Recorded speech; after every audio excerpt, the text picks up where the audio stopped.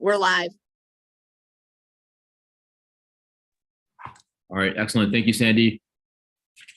And Chair Clippinger, I think we're ready to go. So I'll say a few words, welcome everyone, and then I'll pass it off to you and we'll get underway here. We'll hand it off to Judge Dumais, who will provide some introductory remarks, and then we'll be underway. So good afternoon, everyone. Welcome to the joint session on the elimination or the evaluation of contested judicial elections. We are going to receive a briefing and a presentation from the 21-member work group that convened over the last several months to provide a top-line comprehensive evaluation of our judicial elections here in Maryland. This has been an issue that has been before the General Assembly. I did some research for 54 years that we've grappled with this issue. And so I have already seen at least 2 legislative proposals to address this issue that we will have in the Judicial Proceedings Committee. So I just want to welcome the distinguished members of the bench and the members of the Judicial Proceedings Committee and members of the Judiciary Committee. And so with that, Chair Clippinger, I'll hand it off to you, and then we can switch over to Judge Dumais.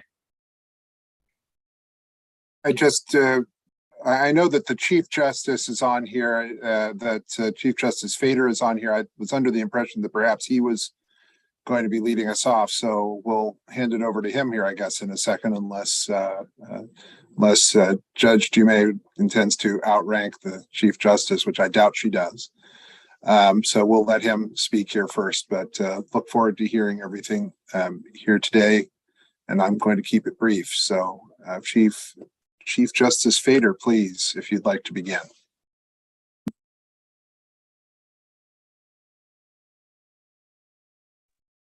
Somebody's going to have to allow him to. The desire was there. I could not unmute myself. So thank you for whomever did that. Chair Smith, Chair Clippinger, members of the committees, thank you all very much. Good afternoon, and I really do appreciate your willingness to entertain this discussion. As Chair Smith mentioned, this has been coming up at different times. There were proposals to deal with it in the unsuccessful 1967 convention, the Constitutional Convention, and I think things have been batted around ever since. Judicial selection, I think, is a matter of exceptional importance to the judiciary, and I think the entire state. And that is really because having a diverse array of qualified, dedicated, unbiased public servants sitting as judges is a matter of exceptional importance. How judges are selected, of course, plays a very significant role in who ultimately emerges from the selection process. But critically, it also plays a significant role in who is willing to enter that selection process to begin with.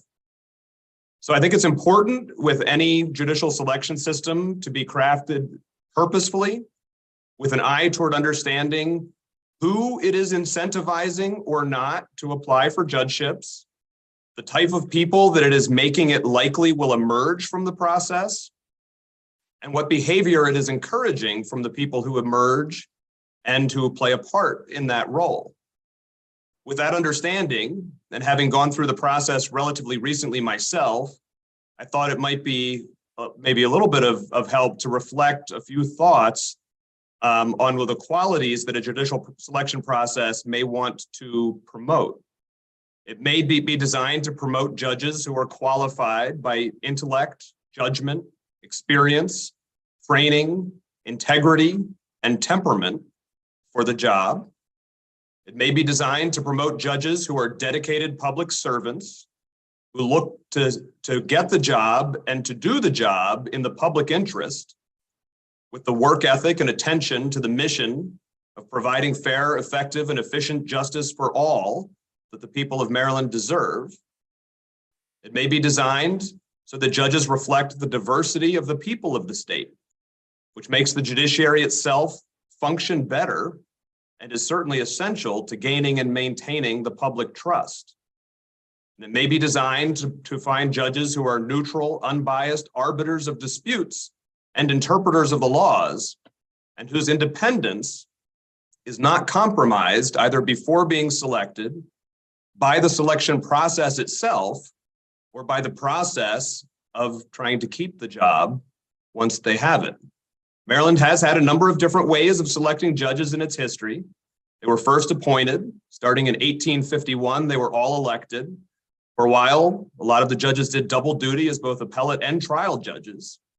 The current system's been in place for several decades. Different aspects of it have certainly been very good and necessary during much of that time. But I think that this is a good time for a global review of the system to examine whether it is currently in the best interests of the state of Maryland and its people. The work group on judicial selection, which has been proceeding under the leadership of co-chairs, Judge Kathleen Dumais, who's currently of the Circuit Court for Montgomery County, and Judge Alexander Williams, formerly of the United States District Court for the District of Maryland, has put together a very diverse group of individuals representing multiple sides and perspectives on what is a complex and very important issue.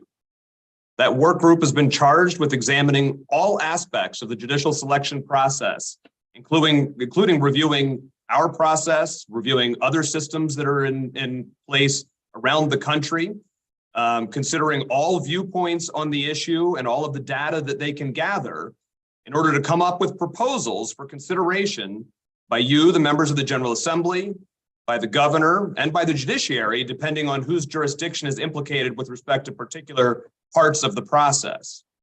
I understand that they have had many, many robust discussions getting deep into the weeds of different aspects of judicial selection that they're going to be able to brief you on today. I am very appreciative of the time and effort that they have all put into this process and all continue to put into this process. And I'm also very appreciative of the time that you are all, you in these committees, and I know we have people even from different committees in the General Assembly that are joining here, but I'm very appreciative of all of the attention that you have paid to this issue in the past, currently are paying to it, and will undoubtedly pay to it in the future, because I do think that it is very important, not just for the judiciary, but for all the people of the state of Maryland. And with that, I will now turn it over if I can, and if whoever is unmuting can, to Judge Dumais. But thank you all very much, and I really appreciate you being here and hearing the work group out. Thank you. And thank you, Chair Clippinger and Chair Smith, for providing us the opportunity to brief you on what we've done so far. And it is the Judiciary's work group on judicial selections. Clearly, elections is part of that, but we really have a much broader focus and broader charge. And thank you, Chief Justice Fader, for your remarks and for being here today. So, as we've indicated, the purpose of the work group is really to perform a very fair, balanced, and exhaustive examination of the various methods of selecting and retaining appellate and trial court judges throughout the country based on academic research, public testimony, and discussions with subject matter experts. We're then going to make some recommendations for Maryland based on our study. Our study is data-driven and research-based. We plan to develop recommendations for Maryland that safeguard judicial independence, ensure accountability, recruit high-quality judges, deliver a diverse judiciary, maintain public trust and confidence, and importantly, include public education and public participation in the process. To date, we've held 5 meetings and a public hearing, and I'm going to review all of those in a little more detail momentarily. As Justice Fader indicated, the work group membership is quite broad, and the roster can be found on our webpage. On the agenda that we submitted today, there's a link to the webpage so that you can actually go and you could check out, look at the roster. We have individuals, as Chief Justice Fader indicated, from all sides. There are a few other members of our work group that are on the Zoom today that may not be listed as speaking, but for instance, those of us that have heard these bills for years know that Mr. William Murphy, who is on today, Billy Murphy, has had very strong opinions, but he's been a very active member of our work group, and I appreciate his time and him being here today. So you'll see we have Kurt Smoke on our work group, who is currently the president of the University of Baltimore and obviously has a great deal of experience. I do see on Zoom today that we have Mr. Flowers, who is the Maryland chapter chair of the NAACP and the chapter chair for the Howard County NAACP. So it's, we've had Common Cause on the work group. We have the League of Women Voters. So we've really tried to include a broad brush of individuals that have been involved in this process. What I'd like to do now is turn it over, so if someone, you can unmute Judge Williams, and Judge Williams and I might go back and forth a little bit. I think Judge Williams wanted to do some introductory remarks as well.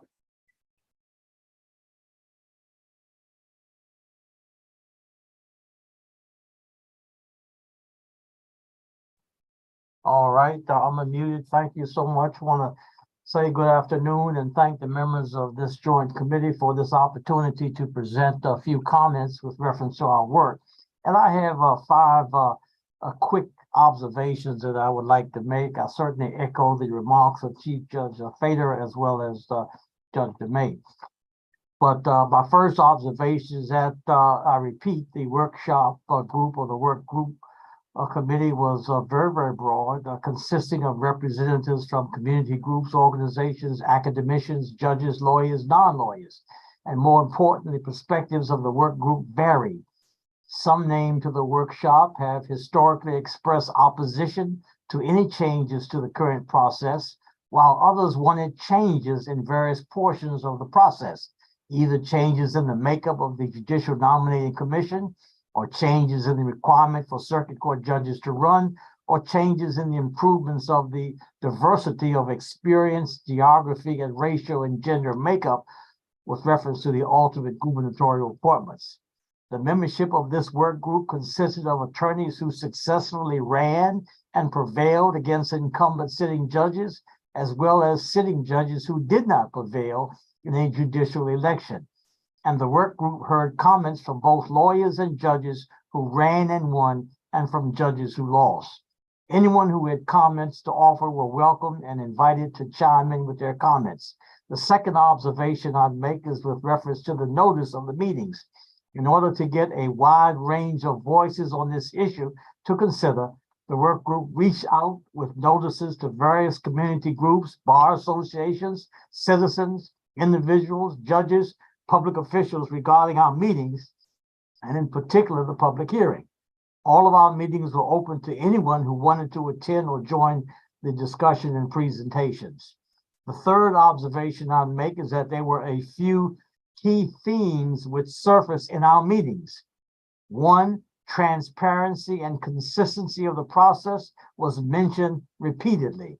Second, the importance of diversity, inclusion, and ethnicity in both the membership of the Judicial Nominating Commission and those who were ultimately appointed, that was paramount. Third, the need for greater collaboration and input from the specialty bars, the women bars, the Black and Asian and Hispanic bars. The need for accountability of judges, including the strengthening of the Judicial Disabilities Commission. Also, we heard a theme on improving the nominating procedure for appointing Judicial Nominating Commission members and strengthening the code of conduct which govern the members of the Judicial Nominating Commission. Finally, there was a theme about the need for better citizen access to information to enable the citizens and voters to know the record, the experience, the sensitivity, and the background of judges and the candidates for judicial election.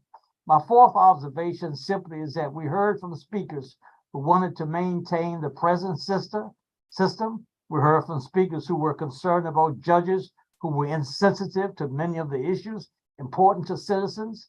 We heard from speakers who expressed concern of a conflict of interest and that 97% of those contributing to judicial candidates were the lawyers. And we heard from speakers who wanted more diversity and stronger language in the executive order which established the composition of the Judicial Nominating Commission. Finally, and I'll leave with this point, what material and data did we review? We reviewed the stats on race and sex of Maryland's judges on all levels. We also reviewed other state models for selecting judges and judicial nominating commissions. And finally, the work group received and were given the details of an alternative proposal for selection of judges presented by Senator Chris West of Senate District 42. I believe I saw Senator West here. So those are my observations there, and I'll, of course, chime in when needed. Thank you so much. Thank you, Judge Williams. So what I'd like to do now is give you a little bit of an overview of what we have actually studied. But first, just as opening sort of additional comments, over the last 20 years that I've been involved in this constant question about how to select judges, there have been constitutional amendments introduced to eliminate contested judicial elections in Maryland. The first year I was in the House of Delegates, which my first session would have been 2003, Montgomery County had just gone through a very contested judicial election. And as a result, there was the constitutional amendment. And of course, it's my first session. And some of you who are on, this is some of your first session. And it's always so interesting. And we had a large panel of judges in favor of getting rid of contested elections, a large panel of judges against it. It was a very, very long afternoon. And I do have to tell this somewhat funny story for Mr. Murphy since he's on.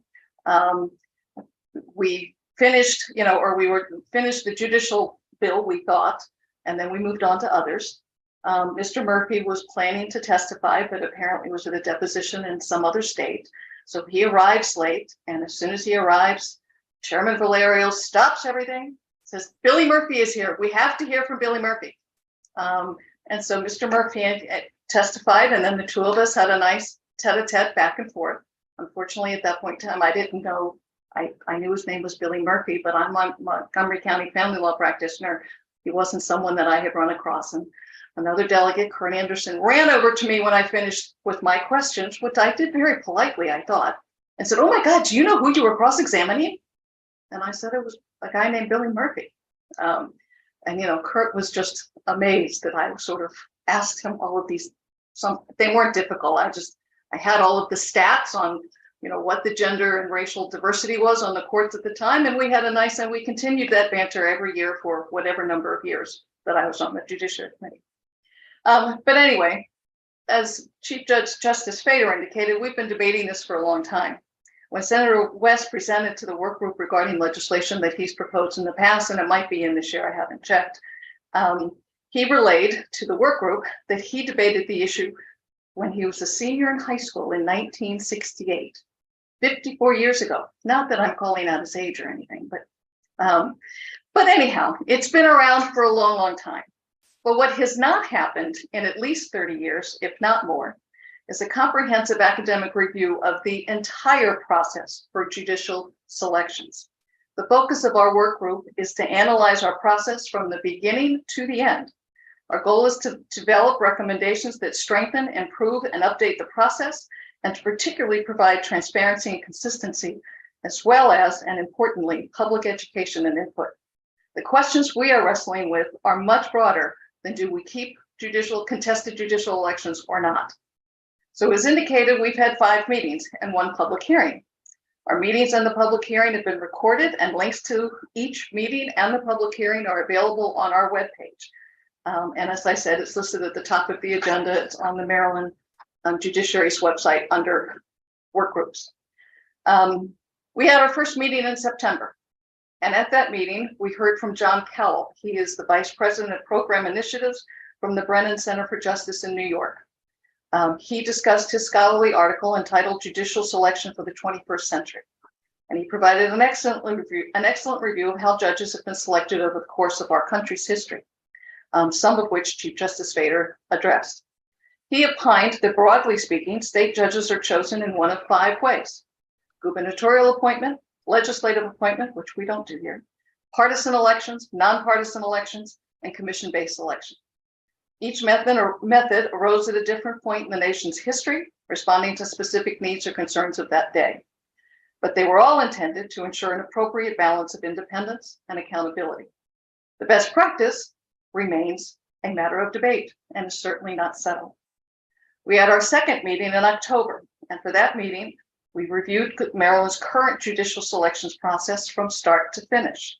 So first, we reviewed a comparison of the executive orders creating judicial nominating commissions from the past 4 governors. We then looked at the actual application that is in use now and what we've all gone through.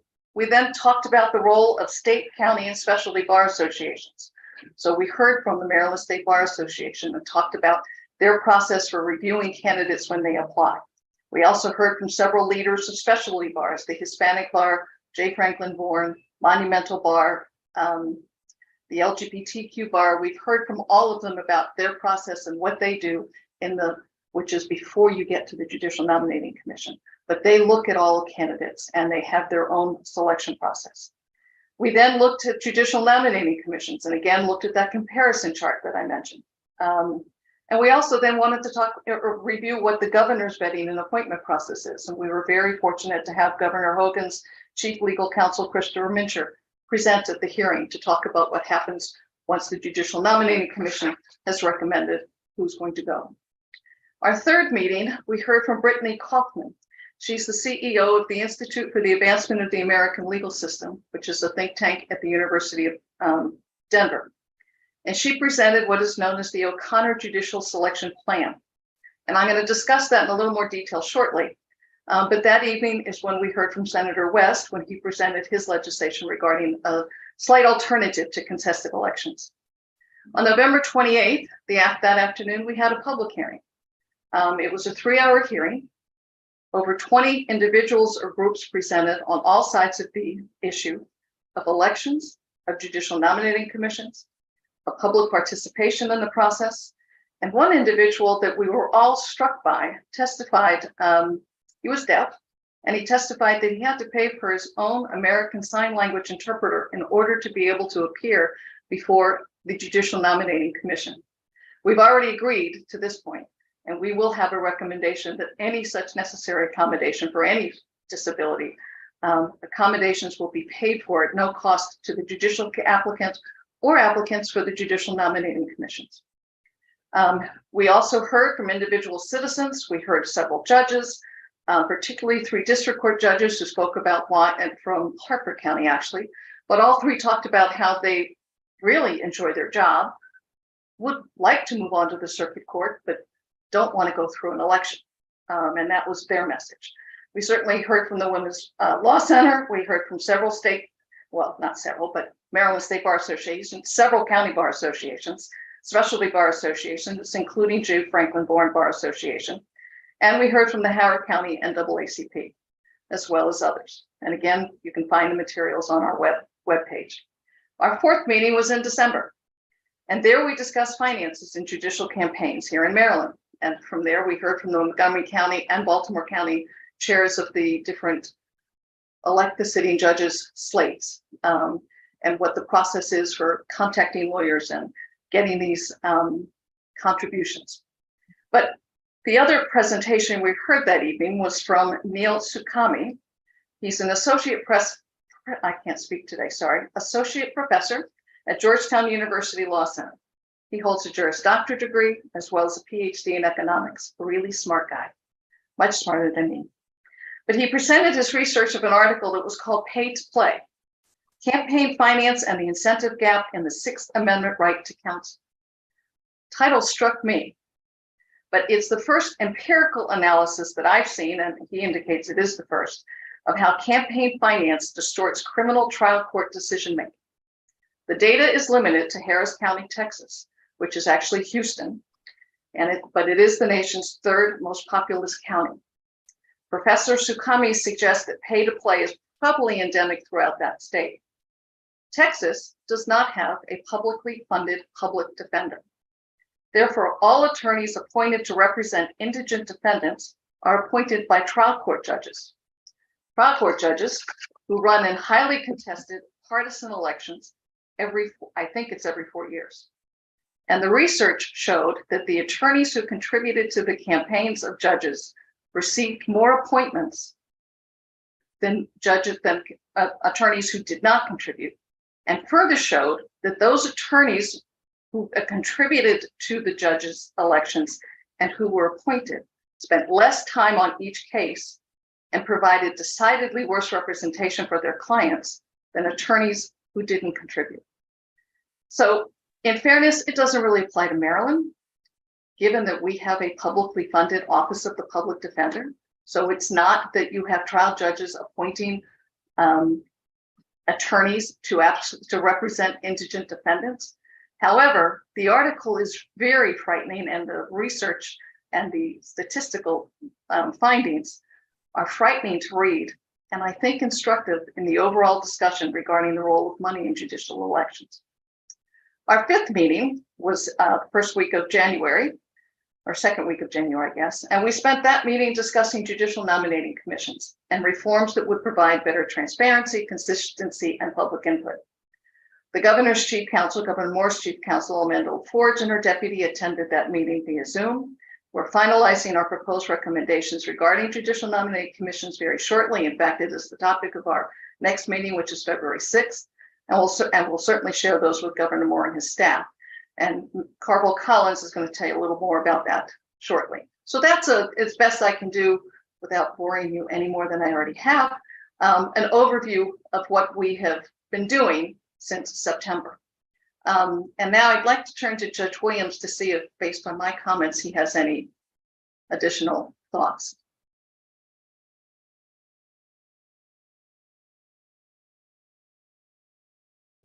All right, There he goes. I think you've captured my points. Just wanted to emphasize that, again, the review that we've taken is very, very comprehensive. It's not narrowly tailored to any one particular unhappiness, but it's a broad inspection. And the second thing I want to stress is that the citizens and voters' thoughts are most important to us. That's really the driving force, at least as far as I'm concerned. I don't know what the citizens think. All right, thank you. Okay. All right, so what I'd like to do now is sort of tell you a little bit more about the Sandra Day O'Connor Judicial Selections Plan. It was initially published in 2014. And again, it was done, the plan was developed through what's called a Quality Judges Initiative out of the Institute for the Advancement of the American Legal System, which is in the University of Denver. And it's got 4 tenets. First, there are judicial nominating commissions. At the front end of the process, there should be, the plan suggests there should be a screening entity that identifies the list of final candidates for the governor to select from. The structure of the commission and the composition has to provide a climate that fosters public confidence, but it also encourages qualified applicants to apply. The commissions should be balanced by race, ethnicity, gender, and geographical diversity. And again, Mr. Collins will talk about that in a little more. The second tenet is gubernatorial appointment. And it's important that the nominating process be honored and that the governor's choice be limited to the nominees whose names come from the Judicial Nominating Commission. The O'Connor plan also recommends that there's a finite time for the appointment to be made by the governor to avoid possible limbo of nominations that stretch on indefinitely and perhaps become political bargaining chips. The third tenet is a judicial performance evaluation and public education. Accountability and public education are core values of the Sandra Day O'Connor plan. And the plan suggests independent judicial performance evaluations be conducted prior to retention elections, whether at the front end, when somebody's initially appointed, or at the back end, after their term is up and if they are still eligible, apply to be reappointed. The evaluations would be about procedural fairness, demeanor, and knowledge, not about particular outcomes in individual cases. Like judicial nominating commissions, members of a judicial performance evaluation commission would reflect the diversity of the state, be nonpartisan and balanced, and the results of whatever evaluation was in place would be available to voters in a form that is easily accessible. And that, I think, we've not reached that place in our discussion, but that's sort of something that we'll move towards. And the final tenet of the 4 are retention elections. And under the plan, this is the point in the process where the voters would have their say about judges. Judges would be retained in office or not based on the vote of the electorate. Judicial performance evaluations would play a critical role in providing voters with the objective and broad-based information about the judge's performance, information that's often lacking when in our contested elections now, and particularly if they happen to be highly politicized. One purpose of a judicial performance evaluation is certainly self-improvement and feedback to individual judges. But the primary purpose is to allow voters to cast informed votes when the judges appear on their ballot. Another important check on the process with retention elections is often Senate confirmation, which is currently done for our appellate and district court judges. So this is not to say that the work group has endorsed the entirety of the O'Connor plan, but it has certainly provided an initial structure for our considerations. We have not made formal recommendations yet. The point of our briefing today is to advise the committees and the other members of the General Assembly that are on today about our work and about our progress in preparation for possible legislation in 2024. It is also to sort of bring this to your attention and hope that some of you will join us in our meetings and some of our deliberations. All members of the General Assembly are welcome to join our meetings in person or via Zoom because they are hybrid. And many of you, I'm sure, are tired of getting emails from me because I have been sending emails to many of you already with information regarding our meetings and what we have been working on. So, that I think covers what we have been doing in the 5 meetings and the public hearings, and I certainly invite you to go to our webpage and look at some of the information. And I'd now like to turn it over to Mr. Collins to give you a little more information about some of our forward thinking on judicial nominating commissions. Thank you, Madam Co-Chair, and thank you, Chairman Smith, Chairman Clippinger, members of the 2 committees, and my fellow work group members. I am Carvel Collins. I'm an attorney practicing in Baltimore and Annapolis, and I am a member of the work group. I've also been a member at various times of the Maryland Appellate Judicial Nominating Commission for 12 years. The co-chair has asked me to address judicial nominating commissions, just a part of overall judicial selection, and specifically our current process and our proposed reforms. And let me start with this. For the benefit of the new members on the committees, judicial nominating commissions are comprised of volunteers who review and vet applicants for judicial appointment. Their job is to nominate the most fully professionally qualified applicants, and the nominees under our current system are sent forward to the governor, who conducts his or her own review and chooses from the nominees. Now, there are many aspects of the current system of judicial nominating commissions in Maryland. I won't touch on all of them, but here are the highlights of that current system. There is one appellate commission that does nominations for the 2 appellate courts of Maryland. There are 16 trial court commissions, 1 for each commission district in the state, and this is for the district and circuit court appointments in the state. All aspects of the judicial nominating commissions are determined by executive order issued in each 4-year term of the governor. The commissions are comprised of lawyers and non-lawyers. There are 17 members on the appellate commission and 13 members on each trial court commission, and they are selected through varying methods that have been utilized over prior administrations. Most recently, during 2018 to 2022, the governor selected all the members, but some of these choices were from lists of candidates provided by state and local bar leadership. By executive order, there are various qualifications and requirements that apply to commission members, and also instructions for how judicial vacancies are to be filled. When new candidates for judicial appointment are needed, the judicial nominating commissions are called to action. The process, fairly simple. Vacancies are advertised. Candidates complete an extensive written application, which are reviewed by the members of the judicial nominating commissions, who then vet and interview each applicant. Applicants may arrange for references and recommendations, and they may interview with state, local, and specialty bar associations. And the results of all of that are considered by the members of the judicial nominating commissions. The commissions evaluate the applicants under the criteria prescribed by the executive order, culminating in the nomination of those applicants who the judicial nominating commissions find are most fully professionally qualified. And of course, then the names of the nominees are sent forward to the governor. Now, judicial nominating commissions are not a new concept, and this work group has looked into the full history dating back more than 50 years. They have been established and have done this work in Maryland since 1970 during the Mandel administration. 30 states and the District of Columbia use judicial nominating commissions in helping to choose their high court nominees. And many states, just such as Maryland, also use judicial nominating commissions in their trial court selection processes.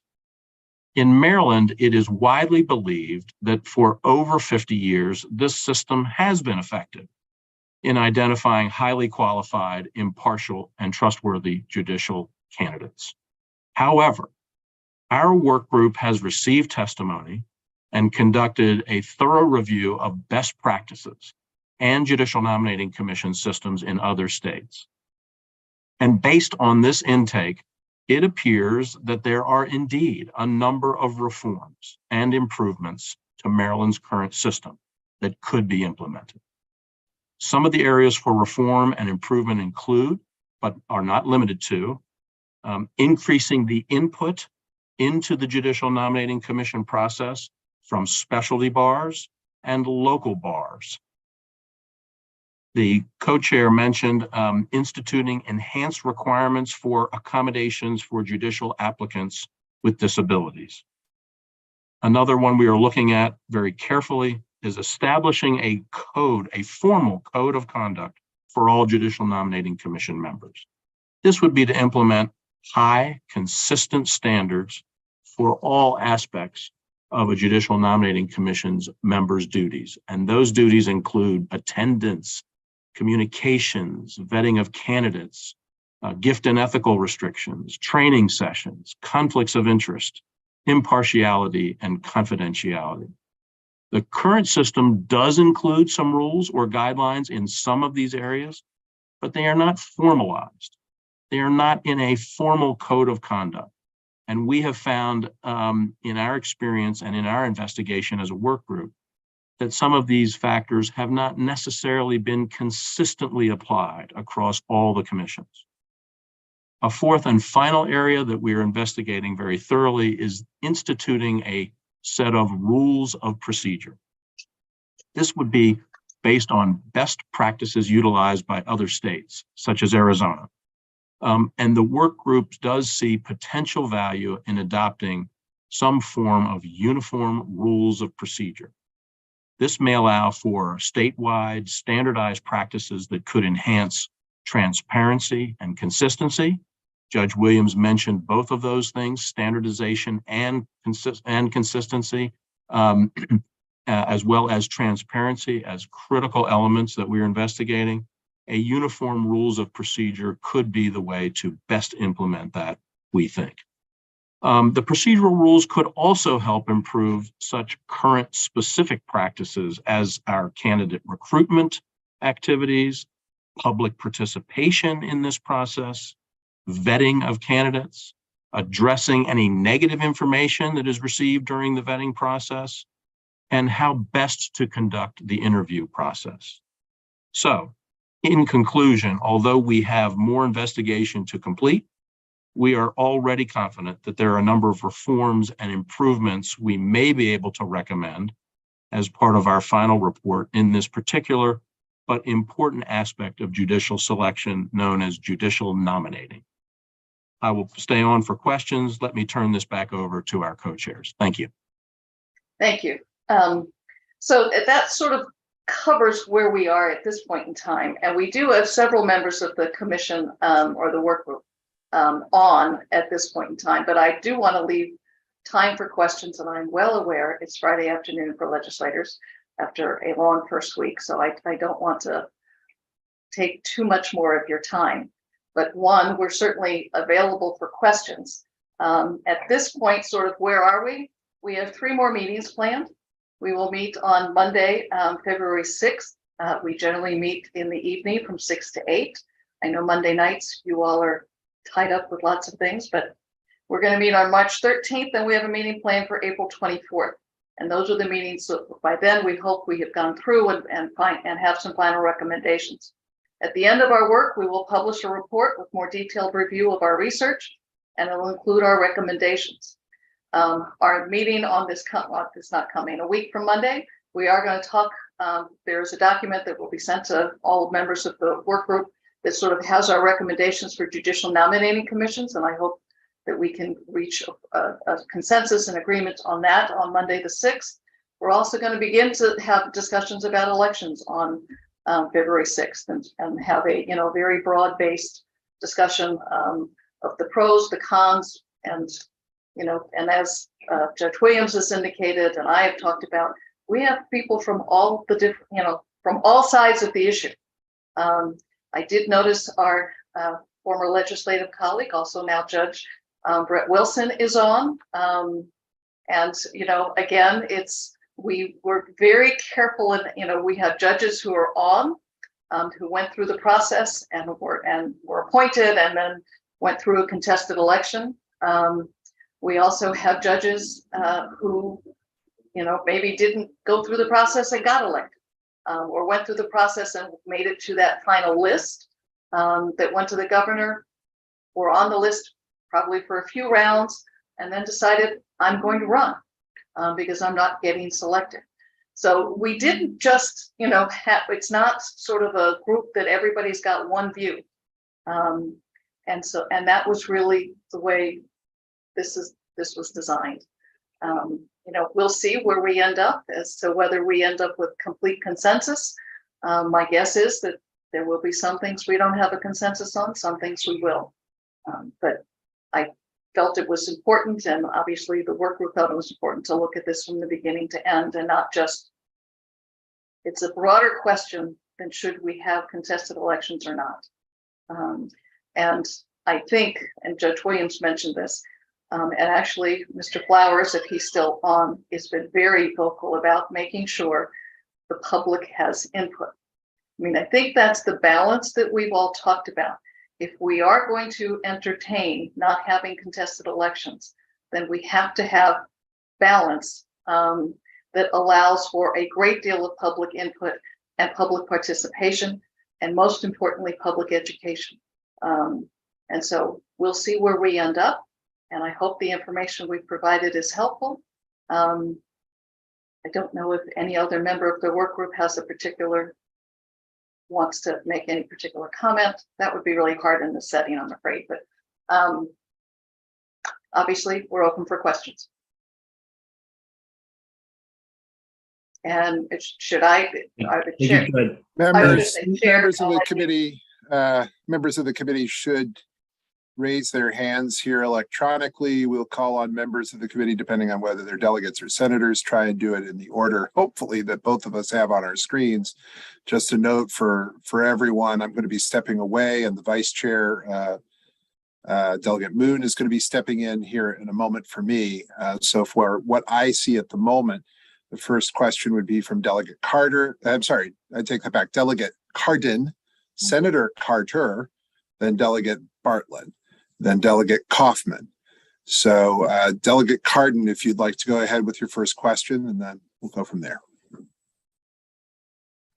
Thank you very much, Mr. Chair, both chairmen, and thank you to the committee and the task for the work group. I really appreciate it. I had an opportunity to participate, to observe all 5 meetings, and then go into the one that was a public hearing and be able to actually testify. And I do appreciate the openness. I wanted to ask you first, can you just expound a little bit about who did testify at the public hearing so that people can get an idea? I think that you mentioned all the speakers, but I don't know if you mentioned the different, the various and different people that testified, so that we can all the members who weren't able to participate can know that. That's number one. Number two is, are you going to be providing recommendations for legislation that we can perhaps try and get in? I put a placeholder of my election bill that I've been putting in for years and years and years to move this to a retention election in as a placeholder. I have not put that bill in yet. I just have it being drafted to see if maybe you're going to make a recommendation and whether we should hold that. And I'll stop there. Thank you very much. All right, well, I'm going to answer your second one first because it's easier. We are not in a place this year that we are expecting to have a recommendation ready for this legislative session. And for a couple of reasons. One, not that I anticipated, or any of us anticipated, that this would be a quick and easy review. But in fairness, it really has turned into a much bigger and broader project than I think any of us necessarily initially anticipated. And we are trying to do a completely comprehensive job. Short answer is we don't intend to have legislation or have a recommendation for legislation this year. Does it, you know, your legislators and I can't stop what you decide you want to do. But we won't have a recommendation ready for this year. Your first question was who testified, and I do happen to have the list in front of me. As some people that have known me forever, I have binders. I'm the binder woman. Everything is indexed in binders. So I have a public hearing piece. But we heard from individual lawyers. We heard from Stephen Van Grack, who's a Montgomery County attorney and who ran a couple of the Montgomery County contested elections. We did hear from Reverend and attorney Ricky Jones. He testified, he indicated he was testifying on behalf of the NAACP. Obviously, we heard from Delegate Cardin. We heard from Ingrid Turner, who I know was a former judge in Prince George's County and became a judge through an election. We heard from, as I said, 3 district court judges from Hartford County, Judge Stephanie Porter, Judge Susan Hazlett. We heard from Mike Padone as a individual, not in any official capacity, but for those of you that know, he's the former chief legal counsel for Governor Hogan. He actually spoke primarily about judicial nominating commissions and what a thoughtful process he felt Governor Hogan, and I have to admit, I think all governors have done in putting their judicial nominating commissions together. We heard from Michelle Seary. She spoke on behalf of the Baltimore County Bar and the Women's Law Center. We heard from Vanita Taylor on behalf of the J. Franklin Bourne Bar. We heard from Judge John DeBelius. He's a retired judge from Montgomery County, who was in that first very contested judicial election in 2002 that I talked about. And he remained on the bench for a long time and eventually was the administrative judge in Montgomery County. Dr. Carmen Johnson, she was the founder of Helping Ourselves to Transform. A gentleman. Thank you. I mean, we can keep going. I just wanted to make sure that everybody knew how diverse the group was from all sides and from commission perspective, as well as from judicial elections perspective. So thank you. And the list, as well as, and several people who didn't testify also submitted written testimony, and that is again on the webpage. So that, you know, again, we tried to make everything as visible and transparent as possible. Thank you, Delegate Cardin, and thank you, Judge DeMay. We'll now move on to Senator Carter, and then we'll move on to Delegate Bartlett. Senator Carter, you're up.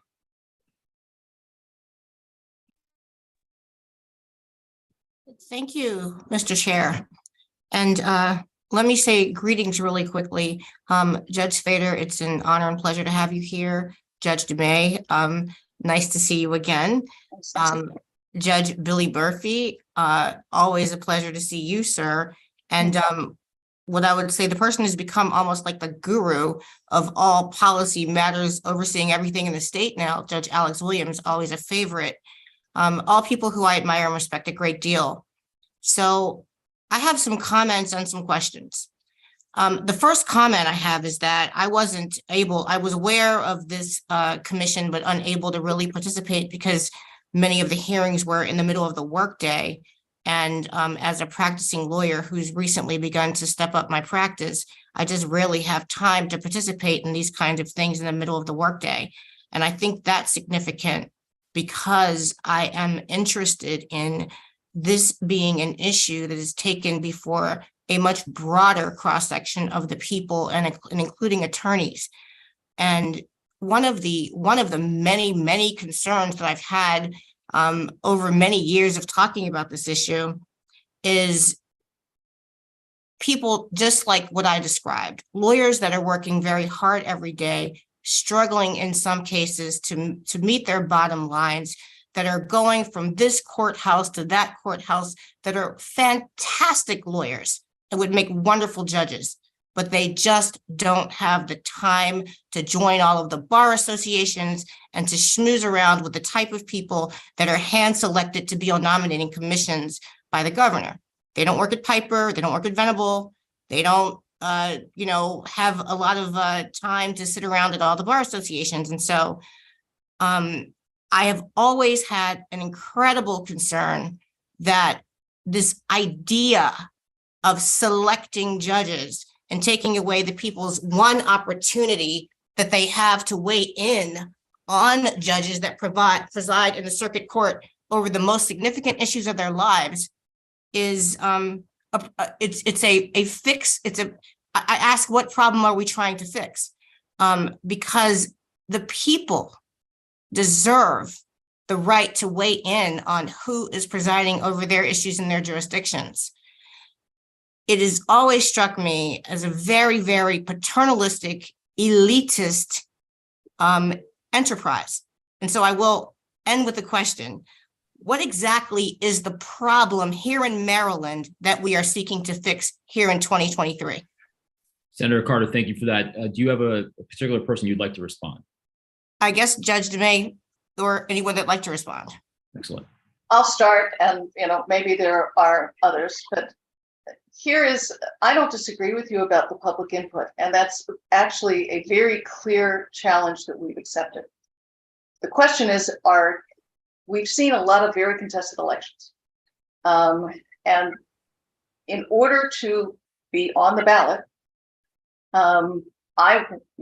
many of us went through this process, and I understand that you have concerns with the process, which I think we're trying to address in what we've talked about with judicial nominating commissions. But the other thing is, any lawyer, and again, I'm not suggesting you and I are ever going to agree on this, but any lawyer that's been practicing for at least 5 years, which is what the Constitution says, and has lived in Maryland the requisite amount of time, can pay $50 and be on the ballot. As the campaign for sitting judges, or I ran with 3 other people, so I was on a slate of 4. And we raised a great deal of money. Fortunately, in Montgomery County, because this is a consistent problem, we actually have an election campaign slate committee, and I don't actually have to pick up the phone and ask for money. That's not the case for judges that run perhaps in Charles County. And they are contested elections, and it's a great deal of money and time. And after standing at the polls, before it was me on the ballot for a judge, and then during my period of time, I'm happy to educate the public. But what's frustrating is the number of members of the public that come up and say, why am I voting for judges? So I want there to be public input. I want them to come to the interviews for the Judicial Nominating Commission. I want the appointments to the Judicial Nominating Commission to be such that it is not viewed, as you indicated, as a paternalistic group of individuals that were hand-selected by the governor. And as a result, there's really at the sense that the fix is in. That's not the process that we are going to be recommending. But the reason why I think these contested elections, I think there's a conflict of interest. Whether it's me individually or my campaign committee asking for money, these are still the attorneys that are going to appear before me.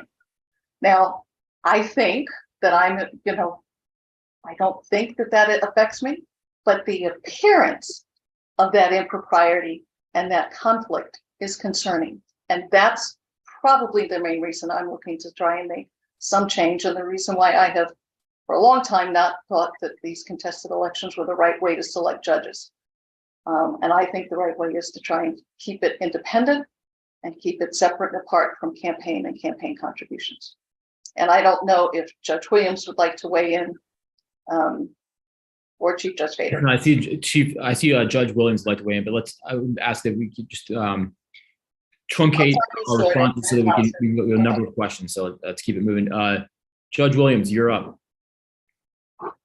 All right, thank you. And I have talked to a number of members of the General Assembly who called me expressing their concerns, and I listened to them. And I think Senator Carter is absolutely correct with reference to the nominating commissions and the lawyers who make those decisions.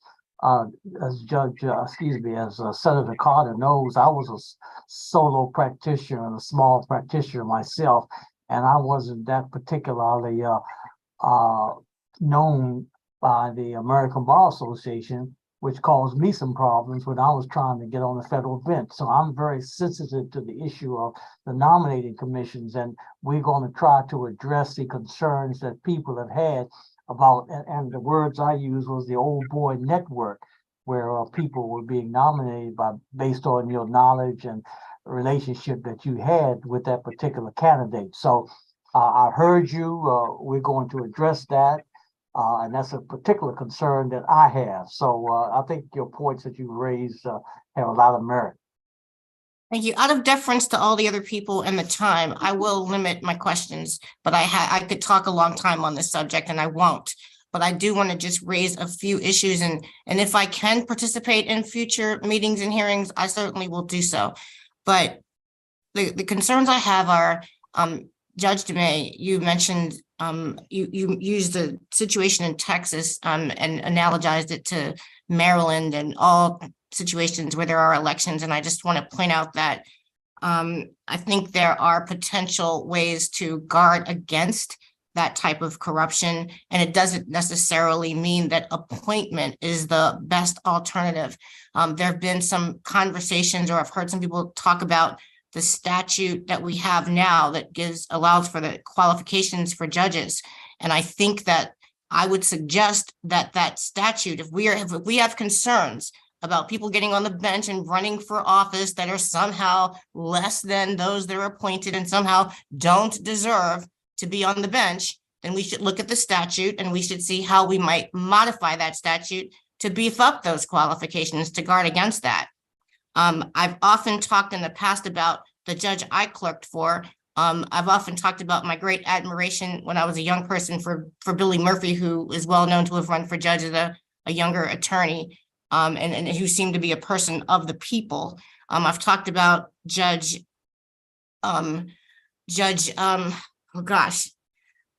Howard back in the day, who was a family friend and man I greatly admired, and who all of these people had to run because they weren't part of a white elitist establishment that didn't appoint Black people to the bench. But now here we are in 2023, and in the last number of years, we had the complete reverse of that happen. We've had my good friend Quincy Coleman run and win in Howard County. We've had several lawyers run and defeat incumbents in other places. And I believe that we should not foreclose that opportunity for those people that would not be likely to be appointed. And then finally, I will say for now that there are also ways to talk about or to potentially fix the issue of appearance of impropriety. And we've talked about this issue before, but it is significant, and judges are different, but they're still a branch of government, just like legislators. Same thing could be said, say for this, for the majority of us don't get elected, don't raise money from the people. We try, but the people are so disengaged from the idea of financing campaigns that most legislators get money from lobbyists and people that are engaged and have a specific interest in what we do. And there is a strong argument to be made that based on that, we also can't be fair in our decisions, yet no one's attempting to appoint legislators and not elect them. And so these are serious conversations that need to be addressed. These issues need to be addressed. Finally. All right, Senator Carter, we're gonna bring it home. Finally, it's the right. last thing I have to say for now, because I think it's important.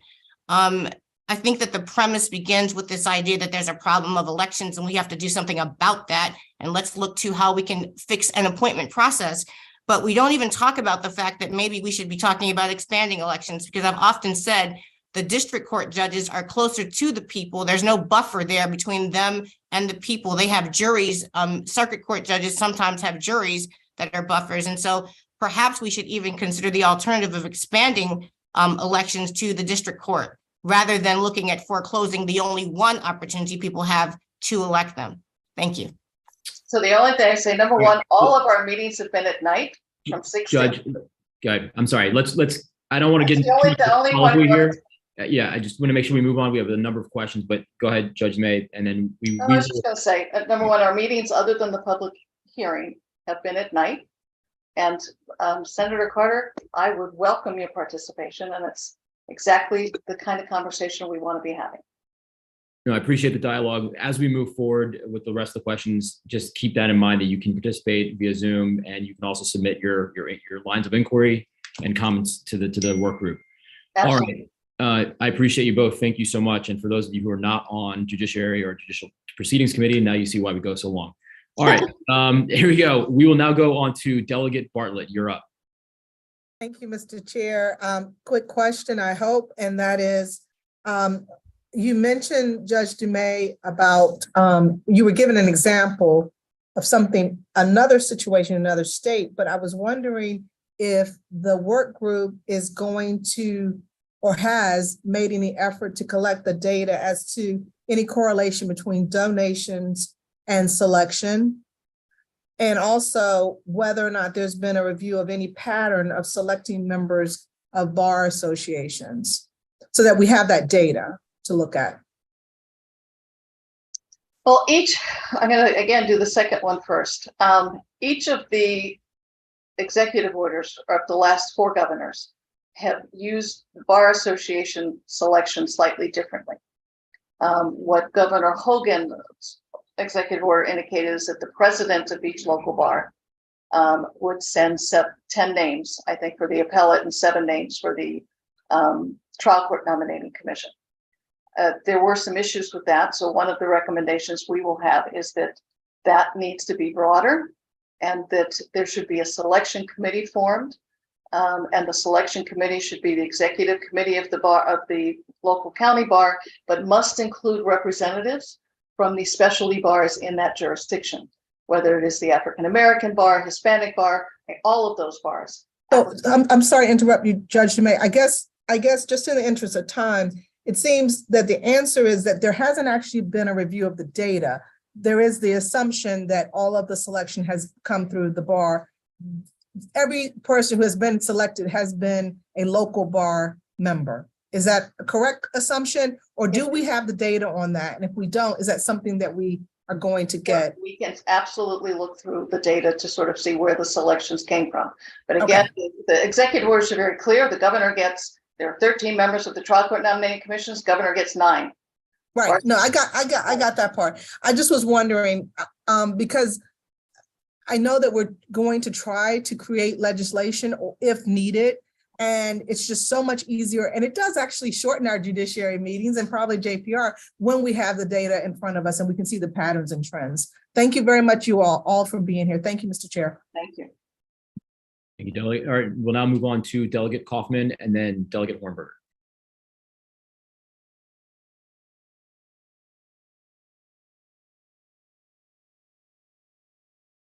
There you go. Can you hear me, Chairman Smith? We can. This question is for Judge Dumais, and it feels good to say that. It's just a brief question.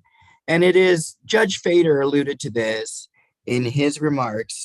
And so my question to you, Your Honor, is, and obviously no names, but have talented lawyers confided in you that they're not interested in being a judge because of the fact that they have to run for an election? So at least in the minds of some people, is the fact that you have to run a deterrent for this type of public service? Yes. And yes, and you're right, without giving names, but it's a choice. I obviously made a choice, and there are those members that are on our bench made choices. But do I know lawyers that I think would make excellent judges that just don't want to go through the election process, particularly if it can be contested? Yes.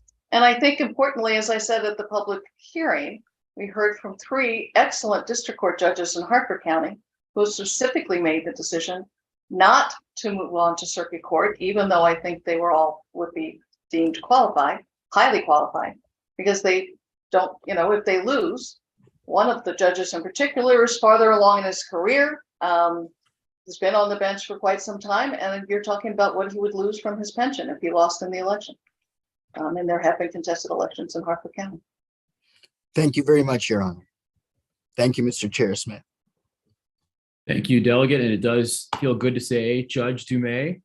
Thank you. I can say that in earnest because I never have any pending matters before you. So, all right, Delegate Hornberger. Actually, I'm sorry. I see Mr. Murphy. Judge Murphy. You're up. You want to chime in and respond? I'll go ahead and ask to unmute you. There you go. Yes. One of the problems today is that you're not hearing from those of us who have strong opinions to the contrary of what you've heard. And so I'm not going to go through that today. I think the time when you see the diversity of opinion and when you should really think about it for the first time in a comprehensive way is after we give you our report. So I don't want to color the discussion today by any kind of exposition of my own opinions, except to say that, there are tremendous judges who were willing to make what many people think is a bad thing, who welcomed the opportunity to go out and discourse with the voters. And they found that the electoral process made them better judges because it forced them to really get down to business, roll their sleeves up, and actually deal with the concerns of their constituents and their perceptions of the judiciary. So there are all sides to this. And I don't want anybody to walk away thinking that one point of view is comprehensive enough to solve all of the issues that we're talking about. Of course, there are people who have said that they would run had it not been for, or put their hat in the ring if it had not been for having to run. But there are many, many people who are not deterred by that. And they happen to be on the bench now. Thank you for that. All right, we'll now move on to Delegate Hornberger. You're up.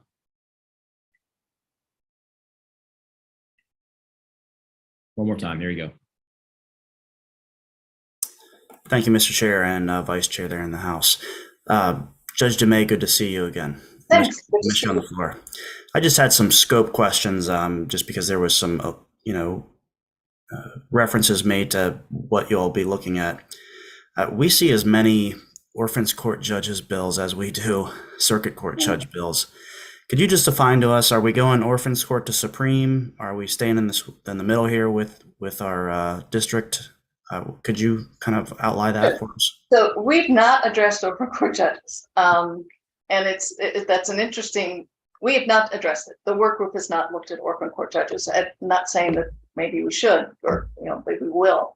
But to be honest, we have really focused on trial courts and appellate courts, okay, which is where there are the nominating commissions in place at this point in time. And ironically, in Montgomery County, we don't have orphan court judges. Yeah, I think two other counties are moving and in neither that does direction.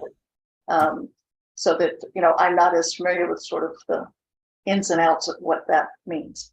Okay, and then the other, again, these are just technical questions. Will this group be looking at partisan primaries? Again, that is something I think we're going to address and start to address at our next meeting. That is, we do have this odd process. Very much so. We're technically running nonpartisan, but we are on the Democratic primary and the Republican primary, which means independents do not get to vote. Yes.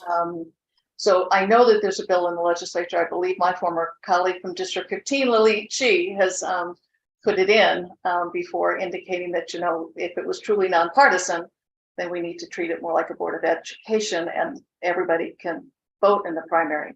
We've not addressed that, but it is an odd system we have. And then the last, again, technical question, and I appreciate all this assistance here. Any contribution limits or contributor cohort limits, because we do see overwhelmingly that the contributions made in these races are generally coming from lawyers that will be presenting in front of said judges. Again, that's part of a discussion that we'll have to reach when we start talking about elections. Some of the research does talk about public campaign financing. And there's one state that sort of might have been Florida, although I wouldn't swear to it. But then as soon as the parties changed, and I think it was the Democrats said yes in whatever state it was and put the funding in place. And then when, the other party took over, that funding went away. But I think we see that overall, public campaign financing theoretically is a great idea, but then it has to be funded. And, given some of the budget constraints across the country, it's never going to be top of the list. Okay. Well, We haven't talked about campaign limitations, but that's possible. Certainly in what we are doing with the Judicial Nominating Commission, there is a recommendation that anyone that's on the Judicial Nominating Commission would be precluded from making any contributions. So it's an issue we're going to address. okay. Thank you so much. I applaud your work and the work of your colleagues. Keep it up. Thank you. Thank you. Thank you, Doug. We'll now move on to Delegate Grammer. Thank you, Mr. Chair. I have a question for Judge Fader. So you had mentioned. I have gotten off. I'm not positive. I Oh. know he had something at 2, so he may not be on, but I'll throw this one to you then, Judge Okay, Dumais, and sure. good to see you. nice to see. So Judge Fader had mentioned some qualities, some qualifications that you think a judge should have, and we want to measure those. Intellect, the ability to create, provide a fair trial, some non-statistical things that are a little hard to measure. So, if you talk to people who work in criminal justice, for example, there'll be people from divergent worlds who will have the same opinion about a judge, and they'll say, this one particular judge, man, this judge always does this. Mhm. And had we reporting about maybe crime statistics, we could hash that out and say, well, that's true or it's not true. Now that's a statistic you could work with if we had the reporting. But what you're talking about here is much more general. Like, how do you measure intellect? How do you create a system where you're measuring the lack of bias, a person's ability to be fair in a courtroom, all these qualifications. What we're essentially doing here is you're taking away what we could be doing is taking away the ability for a jurisdiction to say, we don't want this person for a judge. And in lieu of that, part of the solution would be this nominating commission. How do you define to that commission, here are the things we need to look for, measure these things properly? Can you help me more clearly understand that? Sure. One, it's the qualifications for a judge are listed in the Constitution, and they are very broad and general. It's, other than the very specifics of you need to, be a resident of Maryland for a certain amount of time, you need to be 30 years of age, and then you have to have the knowledge and the demeanor and the, you need to be a member of the Maryland Bar. What the nominating commissions are looking at is, again, a much broader basis, and I think Judge Williams and Mr. Collins can sort of talk about some of that more because they both serve on these commissions. But they're looking at the demeanor. They're looking at how long have you practiced. They're taking into account the recommendations or the negative information from lots of people that send information to the nominating commissions. And there are 2 pieces of this for your answer to your question. The nominating commission is at the front end. What the Sandra Day O'Connor plan talks about is more at the tail end, where it's, should there be a performance evaluation? And even then, again, we're looking at if the evaluations are sent to attorneys that appear before the judges, to litigants that have been before the judges, to colleagues, and often these evaluations include an interview. Do they have the knowledge? How do they treat people? And what is their demeanor? Your question about the statistics, sort of like, how does a judge rule? I'm more interested in, where's the public involved here? Okay. Who we're judging these qualities. How does a non-attorney get involved at all here? That's where, if the committee or the work group moves towards a performance evaluation, that's where the public would also be involved. At the front end, for the nominating commissions, one of the things we're looking at is sort of, okay, we're going to make more public who has applied. At the moment, when you apply, there's a website that's through the court system. It says judicial vacancies. And once the application process is closed, the list of names is there, but no other information. One of the things we're looking at is, at that stage of the game, there should be some sort of a bio or resume that anybody can click on the name and say, that's who Kathleen Dumais is, and she wants to be a judge. The other thing we're doing with the judicial nominating commissions is, when those interviews are held, they should be public and that anyone should be able to go. Now, there might be some restrictions if there's sensitive information that of an applicant, the commission could certainly decide to go in executive session. But the public can also speak at these, if the recommendations are approved, could speak at this nominating commission, could provide written comment to these nominating commissions. And so there's two ends to it. The beginning, before somebody becomes a judge, and we're making decisions about, the nominating commission's making decisions about who's on the list that goes to the governor. And then at the back end, how do we get the information out to the public? And even whether it's retention election or otherwise, where do you go to get information about the judges? And that's one of the things, one of the questions we're trying to address. And Okay, I would thank you. say- I would also say that it's just very, very difficult sometimes to measure the qualifications of a judge. As you all know, I sat as the chair of the Appellate Judicial Nominating Commission, and we interview individuals. We look at the letters of recommendation. We look at their experience. Some had no civil, no criminal.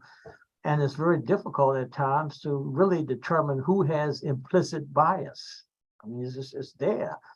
So sometimes we just shoot in the dark. We do the best job that we can, try to put all the information together and then evaluate them. And the public has the same, I think, difficulty and problems in trying to assess who should be elected and which candidate should they get behind, because they don't have a whole lot of information at all. And that's why in my comments, I mentioned that one of the challenges that we have is to getting information to the voters so that they'll know who is what and who has done what and who's really capable of sitting on the bench and be sensitive to the issues of the public. But it's difficult.